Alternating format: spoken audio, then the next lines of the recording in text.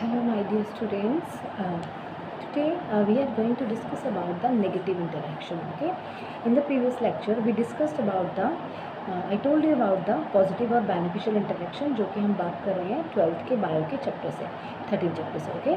सो आज हम बात करने वाले हैं नेगेटिव इंटरेक्शन के बारे में. देखिए नेगेटिव इंटरेक्शन का मतलब क्या होता है, यहाँ से मैं आपको पहले क्लियर करूँगी. नेगेटिव का मतलब है लॉस हो रहा है ना, माइनस में चल रहा है, यानी कि हमारे पास दो स्पीशीज़ हैं, हमारे पास ए और बी दो स्पीशीज़ हैं.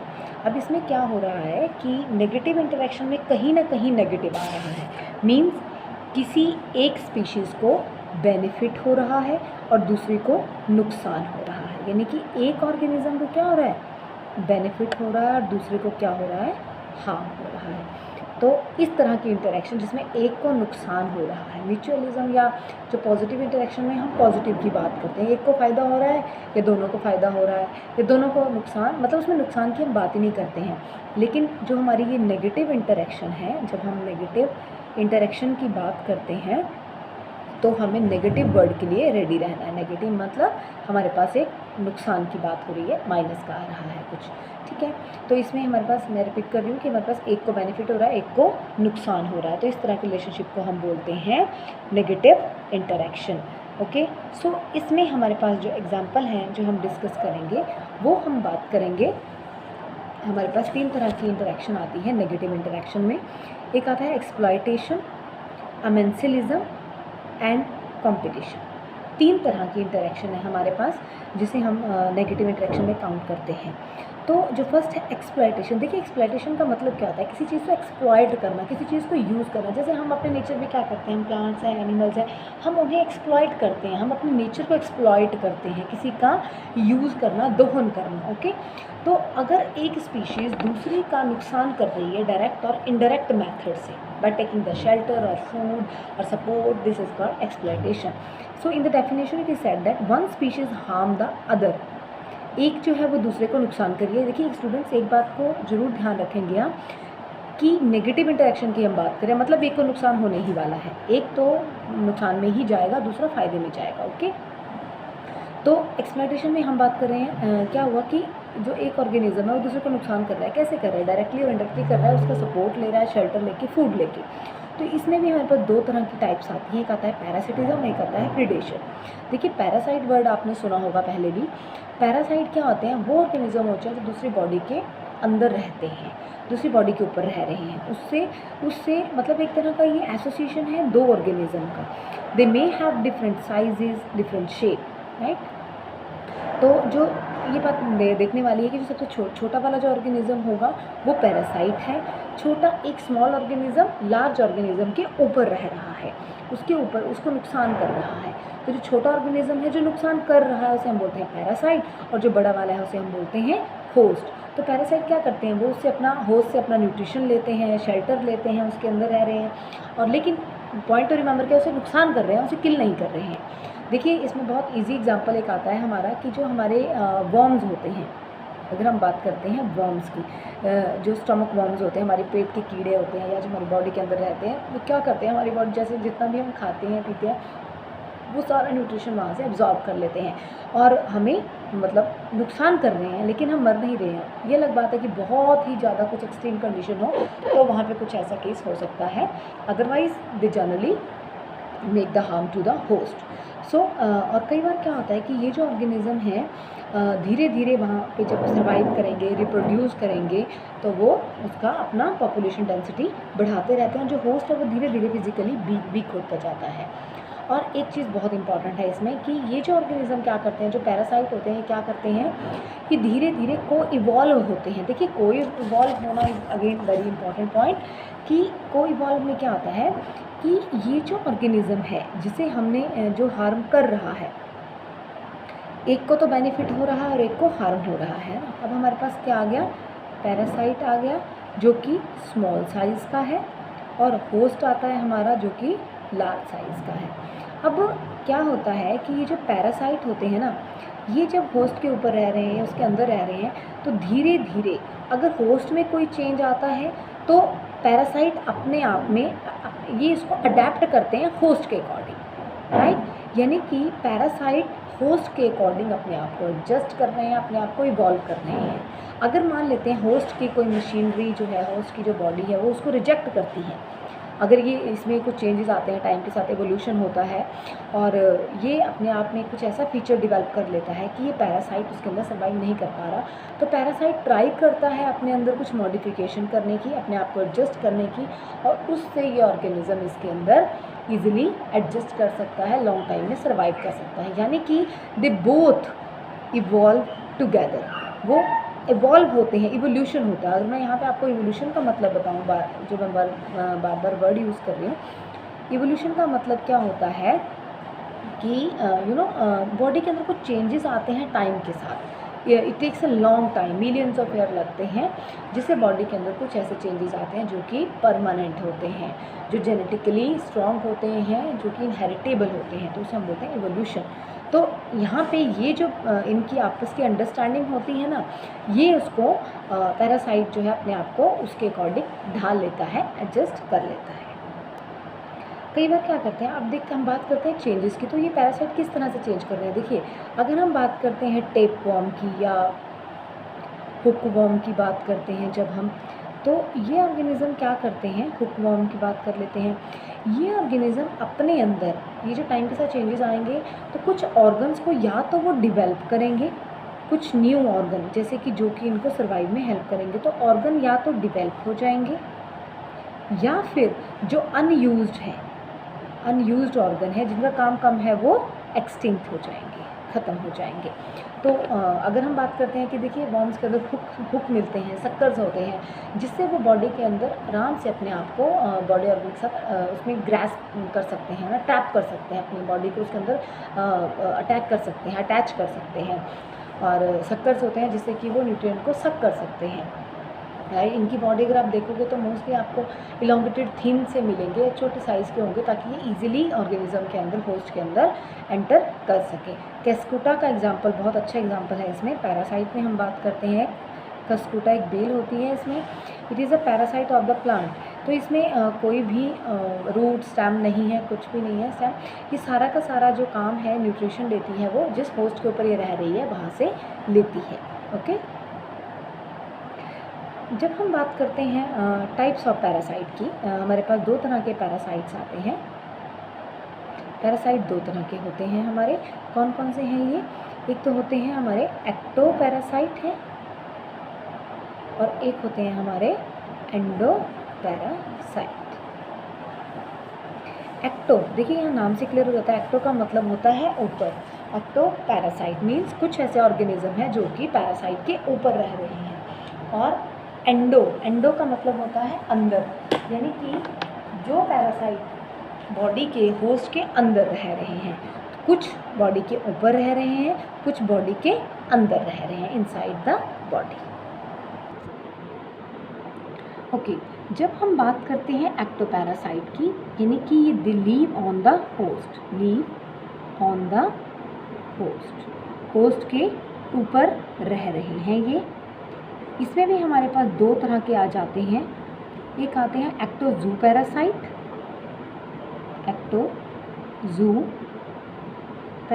आ जाते हैं, और दूसरे आते हैं हमारे एक्टोफाइटो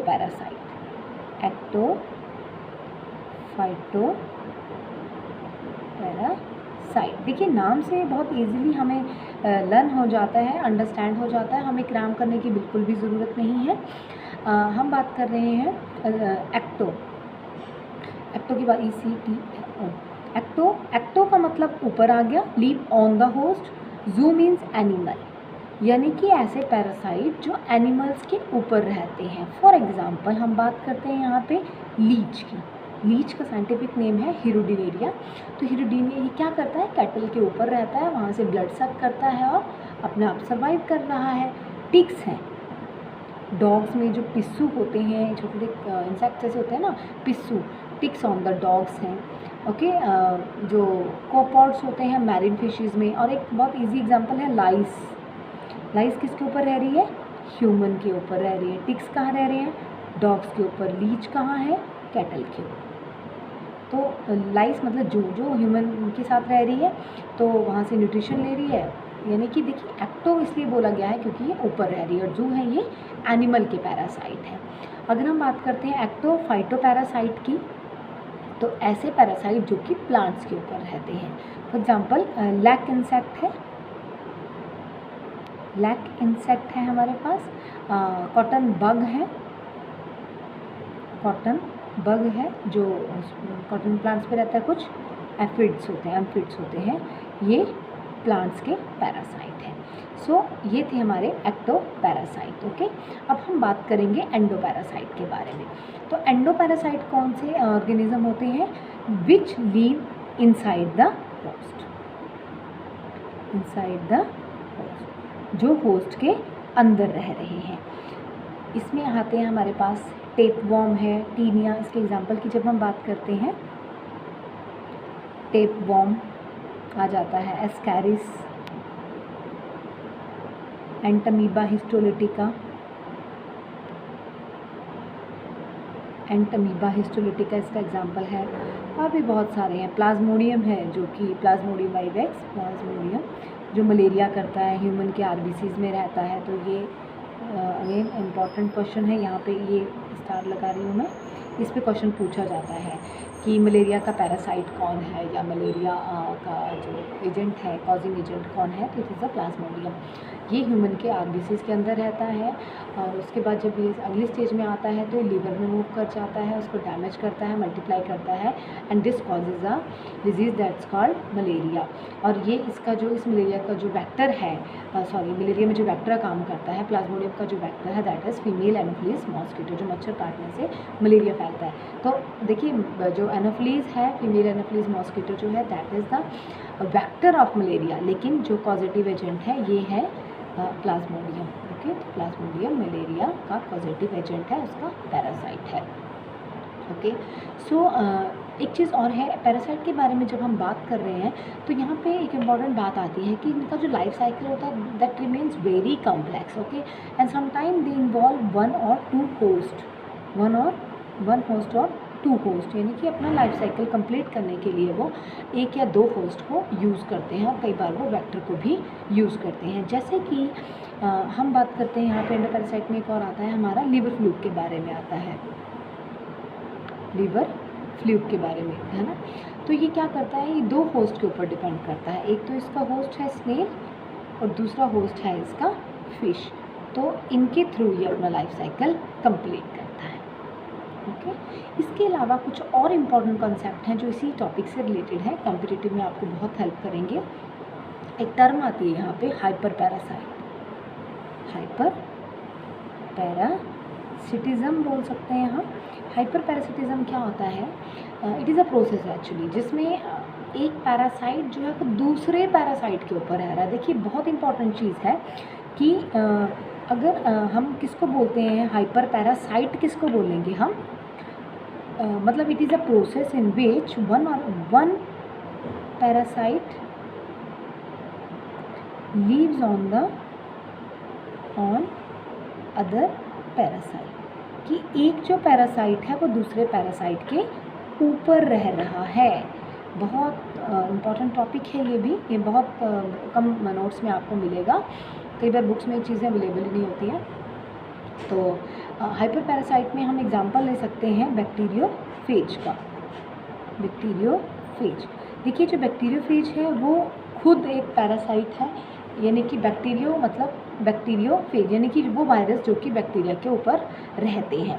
तो वायरस और bacteria both can act as a parasite, दोनों ही पैरासाइट का काम कर, दोनों ही पैरासाइट हैं एक तरह से। तो लेकिन कई बार क्या होता है कि बैक्टीरियोफेज वो वायरसेस जो बैक्टीरिया के ऊपर रह रहे हैं। तो this is the example of the hyperparasitism, यानी कि bacteriophages are the hyperparasite. तो ये बैक्टीरिया के ऊपर रहते हैं, बैक्टीरिया इनका होस्ट है। एक और इसमें बहुत इंपॉर्टेंट कंसेप्ट आता है ब्रूड पैरासिटिज्म का, that is the brood parasitism का एग्जाम्पल आता है। इसमें क्या होता है कि parasitism, it is a kind of parasitism in which the parasite parasite जो है, जो स्मॉल वो है, एक ऑर्गेनिज्म क्या करेगा, वो अपने अंडे, देखिए बहुत सिंपल लैंग्वेज में बताती हूँ कि जो कुक्कू है, कुक्कू बर्ड है, वो क्या करता है, वो अपने अंडे अपने लिए घोंसला नहीं बनाती है, वो अपने जो अंडे हैं वो क्रो के नेस्ट में दे देती है, ठीक है। और उसके बाद जो क्रो है वो ही इसको करता है, नरिशमेंट देता है। तो it is a kind of parasitism in which the parasitic bird cuckoo it lays its egg in the nest of its host, that is the crow, right, and let the host incubate them, right? So this kind of relationship is called brood parasitism। यानी कि इसमें हम example क्या बता रहे हैं, brood में क्या हो रहा है कि जो एक बर्ड है, बर्ड का नाम क्या है हमारे पास, कुक्कू है, ओके। कुक्कू क्या करता है, अपने एग देता है, ले egg in nest of crow, right. Crow के नेस्ट में वो अपने एग देती है और उसके बाद जो क्रो है वो सारा इंक्यूबेट करता है उनके एग्स को। तो ये भी तो एक रिलेशनशिप हो रहा है ना, जिसमें देखिए कुक्कू को फ़ायदा हो रहा है और जो क्रो है उसको नुकसान है क्योंकि उसके नेस्ट को यूज़ किया जा रहा है। तो it is a kind of negative interaction, okay, जिसमें एक को नुकसान होता है और एक को फ़ायदा होता है। तो इसमें और भी हमारे पास दो एग्जाम्पल आ जाते हैं कुछ, जैसे हम एक और इम्पॉर्टेंट टर्म आती है इसमें, हेलो पैरासाइट के बारे में। इसमें हम बात करते हैं होलो पैरासाइट में, जो है हमारा नेक्स्ट टॉपिक है होलो पैरासाइट। इसमें क्या होता है कि जो एक पैरासाइट है वो टोटली सारी न्यूट्रिशन के लिए वो दूसरे होस्ट के ऊपर डिपेंड रहता है, ओके। तो होलो पैरासाइट में क्या हो रहा है कि एक ऑर्गेनिज्म जो है वो दूसरे ऑर्गेनिज्म के ऊपर कंप्लीटली डिपेंड है। यानी कि इसमें हम एग्जांपल जो मैंने आपको थोड़ी देर पहले भी बताया था, कस्कुटा। तो ये जो रिलेशनशिप है इसे एक स्पेसिफिक नाम दिया गया है, होलो का मतलब होता है होल, कंप्लीट, यानी कि वो कंप्लीट पैरासाइट है, यानी कि उसके बिना उसका काम नहीं चल सकता है। इसके अलावा एक हम प्लांट की बात करते हैं, rafflesia, okay. This is a total root parasite.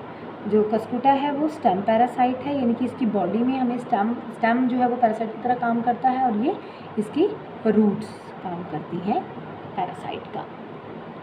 इसके अलावा नेक्स्ट है हमारा हेमी पैरासाइट के बारे में। अब हम बात करेंगे हेमी पैरासाइट। हेमी पैरासाइट क्या होते हैं, these are the parasites which partially depend upon the host. ये कुछ इंपॉर्टेंट टर्म है जो हम पैरासिटिज्म से रिलेटेड है। ये होलो में क्या होता है कि जो पैरासाइट है वो कम्प्लीटली डिपेंड करता है होस्ट के ऊपर, और हेमी में क्या होता है, पार्शली डिपेंड करता है। देखिए यहाँ पे हम लिख देते हैं होल मतलब कम्प्लीटली, यानी कि जो पैरासाइट है, parasite completely depend upon host, यानी कि उसकी अपनी कोई मशीनरी नहीं है फूड के लिए या किसी शेल्टर के लिए।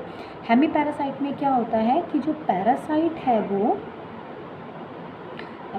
जो है वो partially depend upon the host,